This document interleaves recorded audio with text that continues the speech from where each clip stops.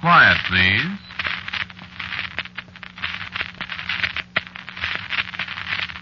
Quiet, please.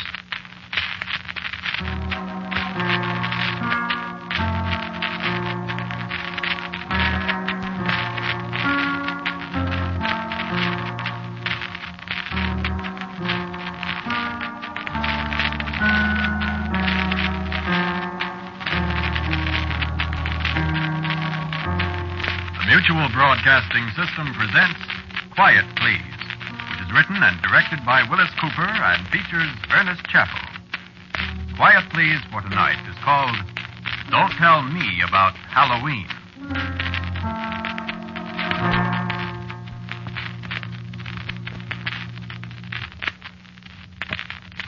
I'm going to kill my wife tonight, or maybe tomorrow night. I'm going to kill one of my wives. I'd better, or something's going to happen to me that won't be good. Well, Halloween's almost here. Halloween's the deadline, and Candace has to be dead before Halloween. Only trouble is, I'm not sure I'll recognize her when she shows up. You ever been in Salem, Massachusetts? Place where they hanged all the witches? No, they didn't burn them at the stake. A lot of people think so, but they didn't. They hanged them. All except the man witch, old Giles Corey. They pressed him to death. Very unpleasant. Well, it was in Salem this particular Halloween that I met Candace.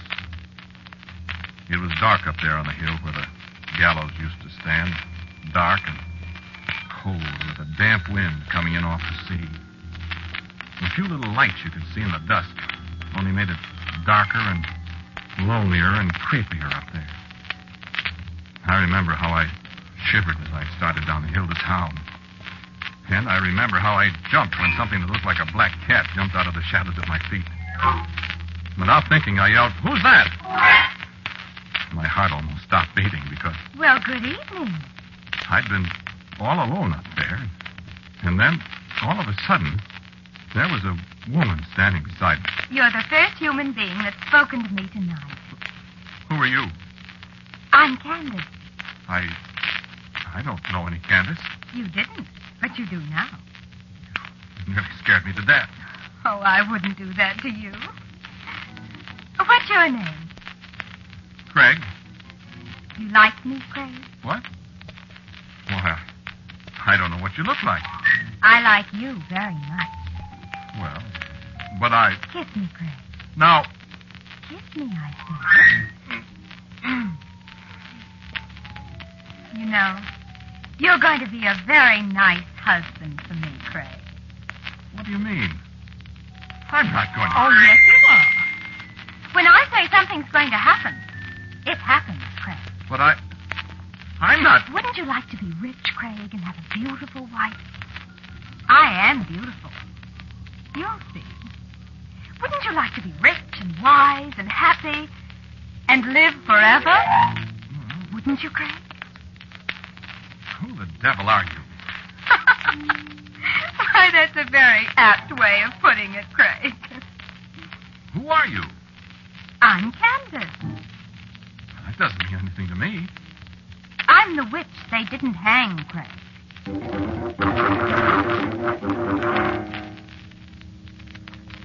Well, she was right. I am rich.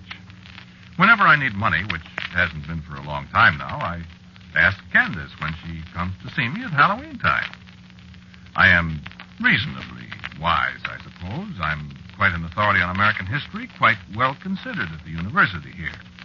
And while I can't say I've lived forever, I have lived 253 years. Now, that's right. You see, I met Candace on the hill above Salem in the year 1694, 2 years after Cotton Mather stopped hanging witches.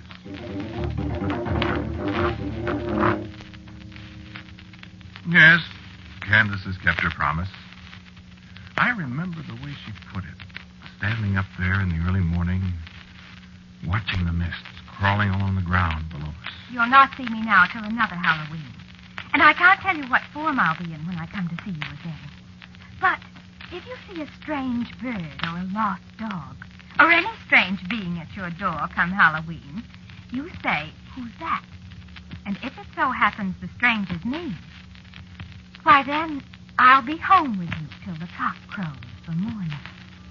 And I remember I started to speak, to ask questions, but she stopped me. For the time's short now, my love. And remember the words, and we've all the future before us.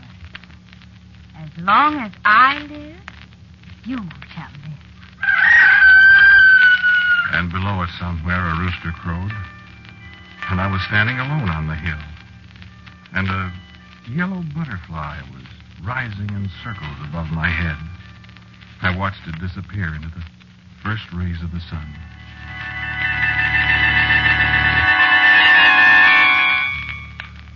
No, I didn't believe it either. And yet, we were only 2 years away from the witchcraft trials, and whatever may be said today, the belief in witches didn't die as quick a death as modern historians would have you believe. I was there. I know. Besides, I had married a witch.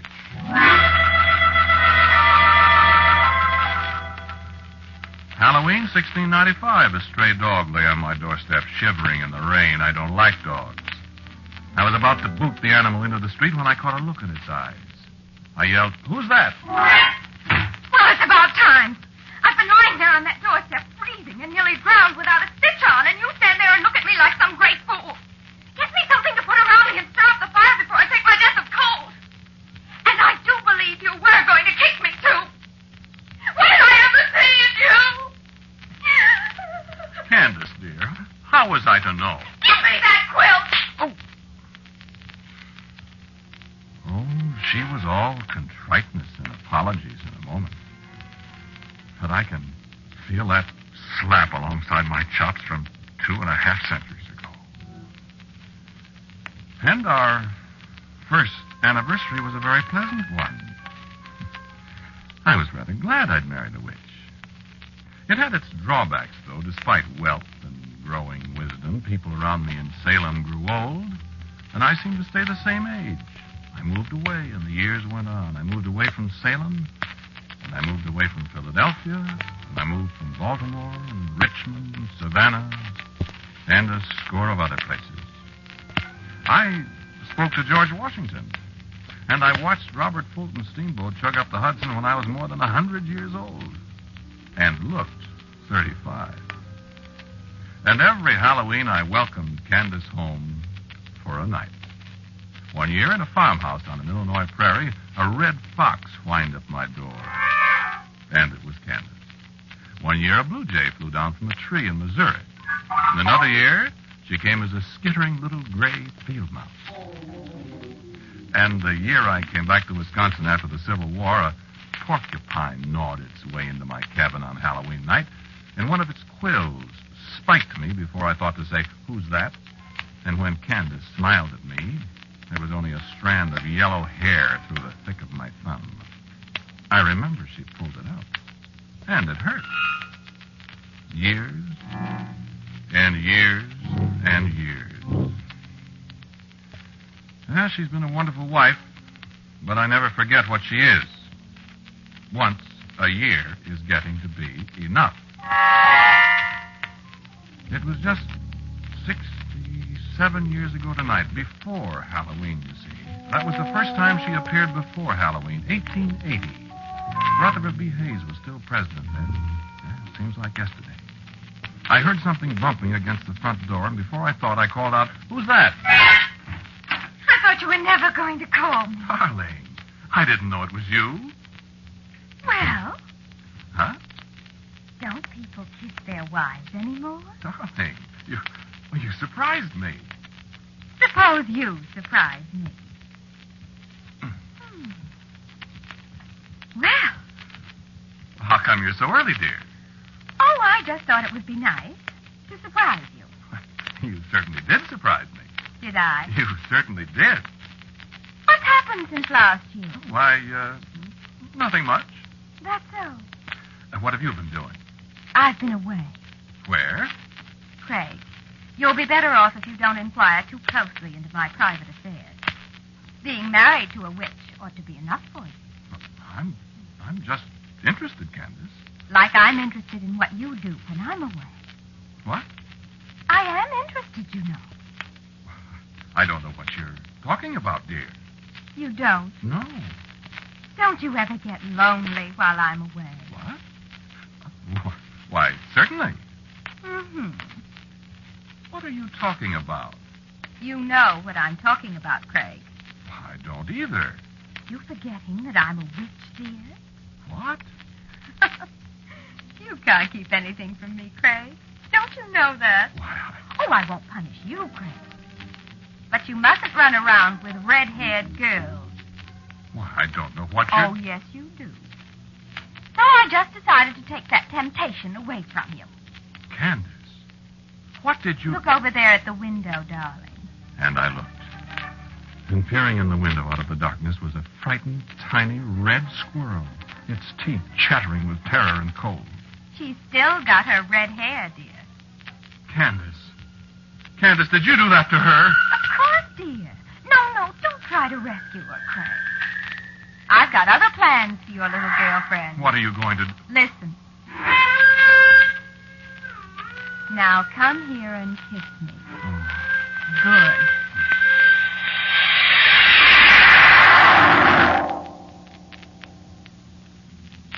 Yes, in some ways it's fine. In some ways. You know, in the last 50, 60 years, I've gotten so I'm afraid to say who's that anytime. Wait a second. Did you hear anything? No, I guess she's not here. I wouldn't want her to surprise me again. I want to surprise her. It's 67 years ago that she set the wolves on that poor little red squirrel. It was once Marjorie... I've forgotten her last name. But I haven't forgotten what she did to me. They arrested me for murder. Candace let me stay in jail a whole year. I waited till the next Halloween, 1881, till a little screech owl came and perched on the window ledge of my cell. Even then, it took me half an hour to remember to say, who's that? Oh, sure, yes, she was very sorry, she said. Very sorry, but I had to be punished for being unfaithful to her. Unfaithful? I never even kissed Marjorie. That witch. Well, believe me, I was pretty careful after I got out of there and moved to Oklahoma. If I had any female acquaintances, I stopped seeing them along in early September. But, Donald, how'd you like it if you only saw your wife once a year? And if you knew she could turn you into a caterpillar or a hippopotamus or something whenever she got miffed with you? You'd look around, too, just like I did. She nearly caught me again in Washington, D.C. That was in 1910. I'd been a good boy for nearly 50 years. Well, pretty good, or at least careful. I was standing outside the door of the Willard Hotel that Halloween night. A big moth dropped out of the darkness and lit on my shoulder. Candace likes to be a moth, I think. She's appeared that way 15 to 20 times. Well, I knew at once what it was. My conscience was reasonably clear, so I just said, who's that? Hello, darling. Welcome back, Candace, dear. Been a good boy. Perfect, darling. Love Candace? Mad about Candace. You better be. Now, Candace. You living here now? In the hotel? I hope you like it. I've never been in Washington before. Well, we go sightseeing tomorrow. Oh, I saw quite a lot of it. Flying in. Yes? Who's that woman? What woman? Why, Craig, darling, where on earth have you been?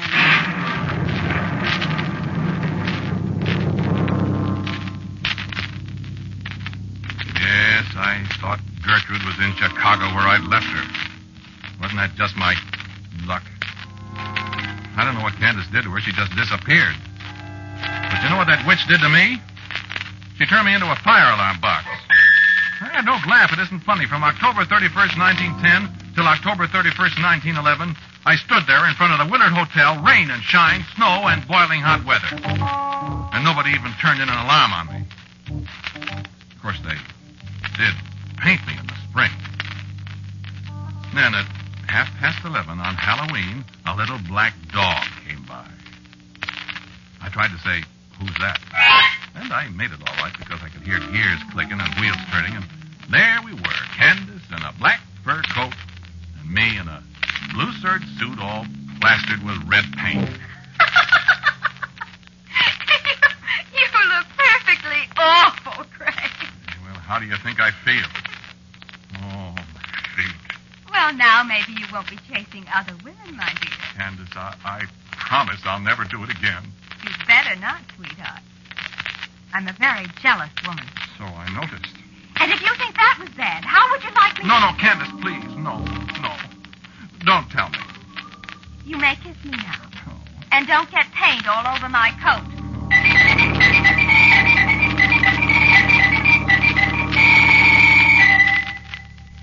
Candace can be very sweet when she wants to be. For these last 30 years, she doesn't seem to want to be very much. She spends most of the time she's here asking me questions about what I've been doing, where I've been, the people I've seen. And, friend, I'm getting awful tired of it.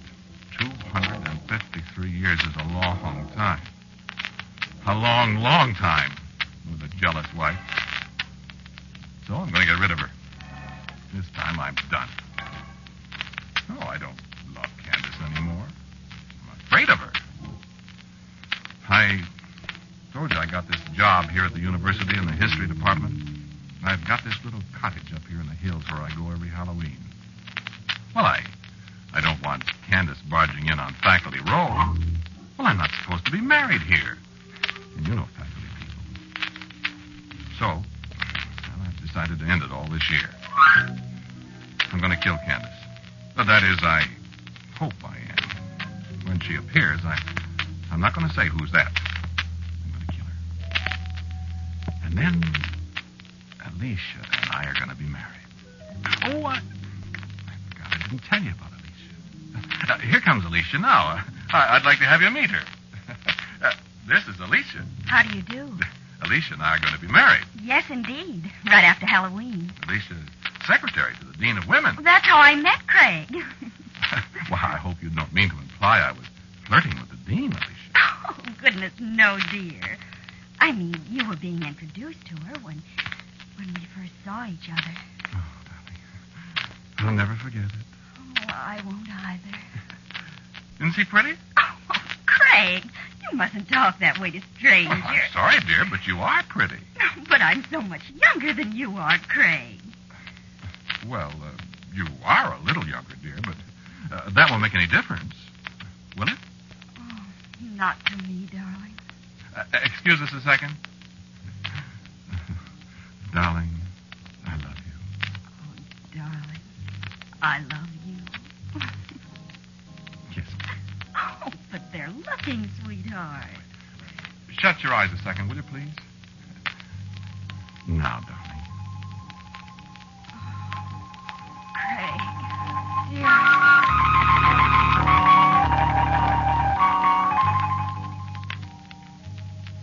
You like her?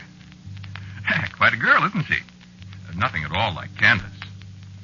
Man, am I tired of Candace. Wait a second, the phone's ringing. I'll be right with you. Hello? Hello, darling. This is Alicia.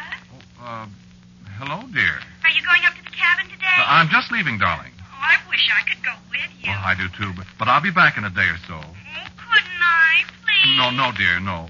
You know it can't be done. I wish I could. Well, it isn't practicable, dear. I'll hurry back. I could drive up tomorrow. I'll probably be back tomorrow. I'll miss you. I'll miss you. I just wanted to say goodbye. I love you. I love you. See you in a day or so, honey. All right. But I wish I could go along. It can't be done, sweet. I might drive up and No, surprise you. don't do Goodbye. that. Alicia, wait. Oh, my gosh, she can't do that if she doesn't. Hello. Get me 3412J.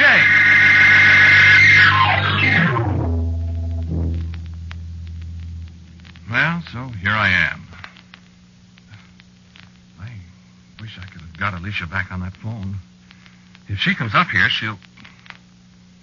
Oh, well, she won't. She's got better sense. Yeah, let's see. What time is it? Mm-hmm. Well, let's see. Revolver with a silver bullet. The old Revolutionary War bayonet I had at Valley Forge. A Bowie knife Dave Crockett gave me.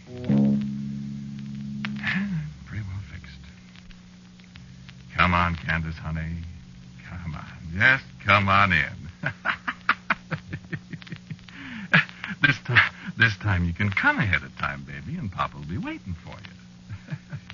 And then, Alicia. She's an owl or something this time. Wait a minute. Oh, if she's an owl, I better get that shotgun out.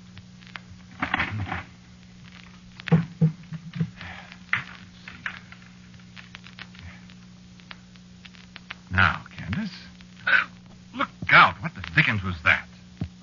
Oh, a moth. A moth, eh? Well, Candace. Here. Where's that Saturday Evening Post? Light somewhere, darling. Light. There. Oh, mister, you're not going to get away this time, sweetheart. Get away from that lamp. Get away, I say. I got you. Oh, you're not dead yet. Well, I'll... Never mind, Craig. What? Never mind. I'm going to die, all right. Who's that? It's too late, Craig. You've killed me.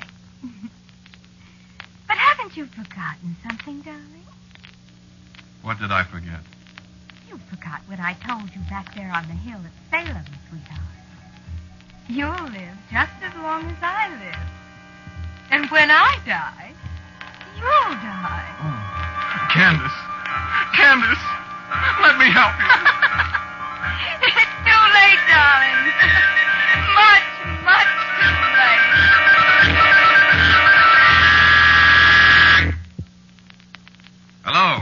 Hello, this is Forest Ranger Station. Oh, hello, Brad. Oh, this is Joe Thomas. Listen, Brad, you better call the county cops or somebody. Well, I don't know.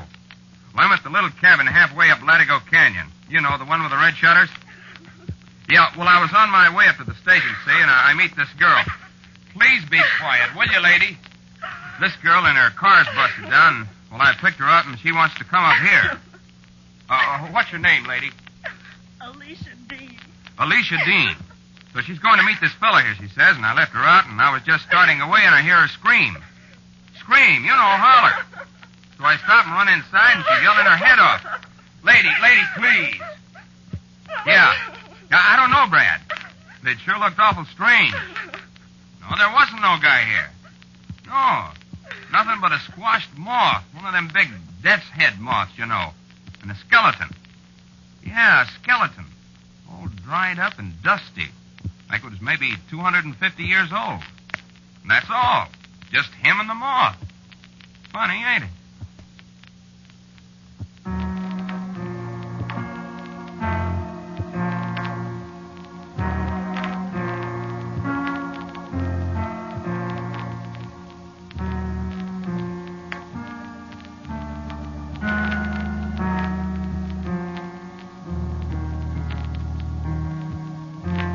Listen to Quiet Please, which is written and directed by Willis Cooper.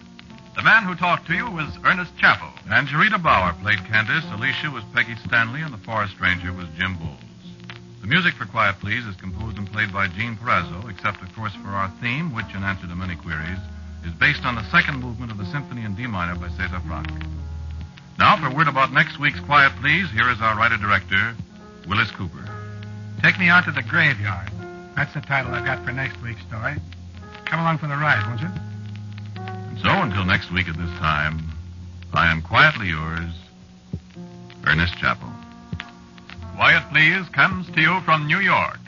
This is the Mutual Broadcasting System.